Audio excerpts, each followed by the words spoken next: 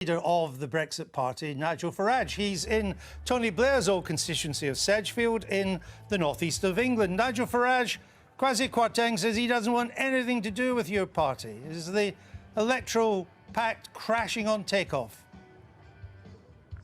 Well, Kwasi Kwarteng says that he doesn't want me part of government, but he's missing something. I don't want to be part of government. I'm not asking for anything in return whatsoever. What I am saying is that I'm somewhat disappointed that I offer a genuine hand of friendship and I say, come on, Boris Johnson, let's get the levers of this country united. Let's fight a general election because it's coming at some point before too long. Let's fight it together. Let's have a non-aggression pact. And if we do that, you will win a big, solid, safe majority. All I get is sort of, oh, Nigel Farage isn't suitable, blah, blah, blah.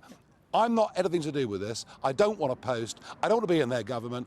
What I want is the 17.4 million people who voted for Brexit to get it delivered. And I think I'm offering a solution.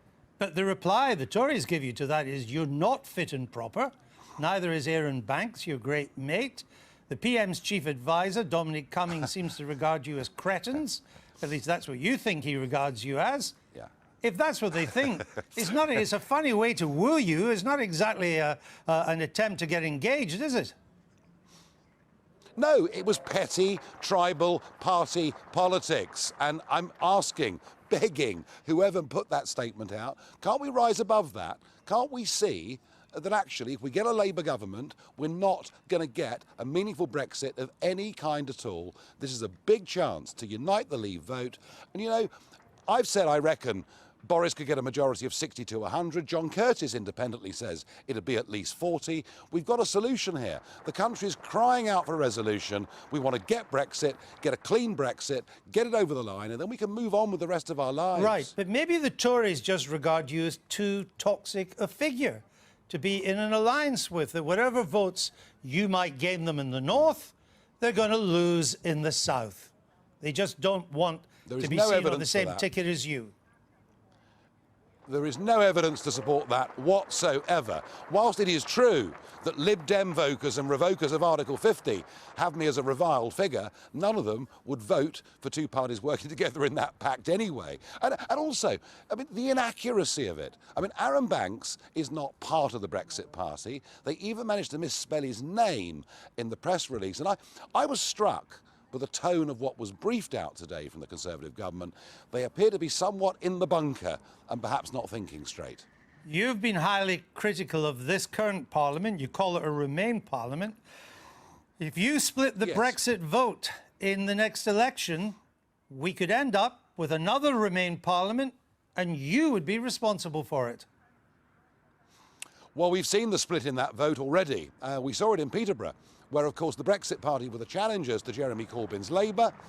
Corbyn won the Peterborough by-election with 31%. We got 29.5%. You're making my point, Mr. Farage. The Conservatives got 21%.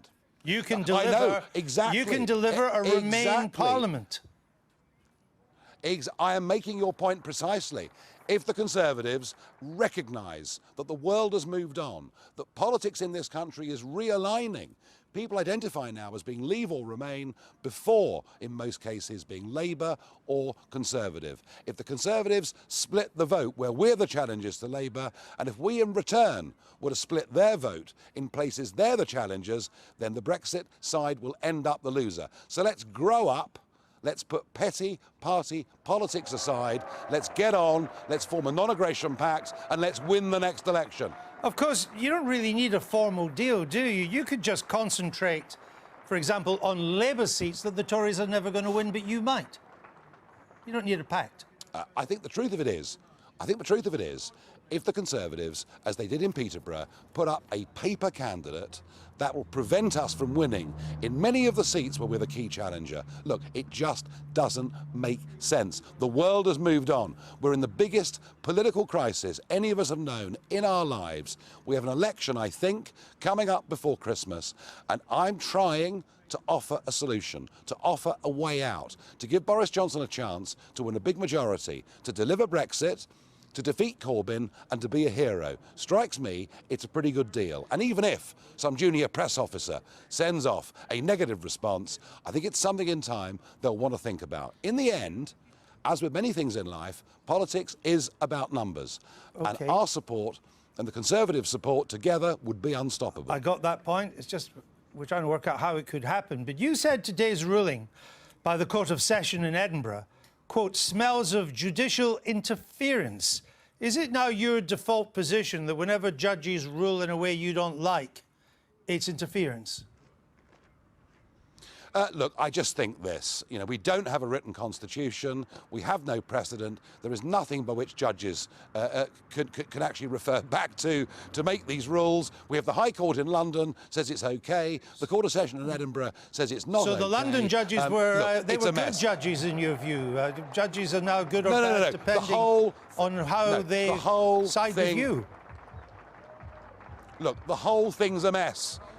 Whether it's the courts being asked to be involved, whether it's Parliament blocking a general election, stopping us leaving on the 31st of October, the whole thing's a mess. It's a disaster. And I don't think Westminster even understands how people in constituencies like here in Sedgefield feel about politics, feel about the fact that a democratic vote is not being delivered. We can end all of this, we can end all of it by having a non-aggression pact and getting Boris Johnson back with a clear majority. It's there. I've made the offer. I hope in time they'll think about it. But it doesn't seem that it's so much a mess, in your view, as judicial interference. These are your words. Do you accept or don't you that these senior Scottish judges have taken an independent and impartial decision? I don't accept that the establishment of this country is independent. It is remain almost to the last man and woman. That is where we are, and we see this right through government, right through the judiciary. That's where we are. So they're not independent. And we've had this massive attempt. They're not independent and they're not impartial. Look, in your view? We have had... I raised a question. I raised a question. That's all I did. I'm saying this. The establishment... No, you didn't raise a question, Mr. Farage. You said it smells to me of judicial interference. That's not a question, yes. It's a statement. Well, it smells to me means I don't know, but I suspect and I'm concerned. But as I say, we're all missing the big point. Because of a lack of losers' consent after the 2016 referendum, we are now in a major crisis. We've been reduced to a laughingstock around the world. Investment in this country is stopping because no one knows where we're actually going, and they want resolution. I want resolution. Now, 22 weeks ago, I set up the Brexit Party. We've made big strides. Despite everything Boris has tried to say, he cannot get our support back down below 14 or 15%.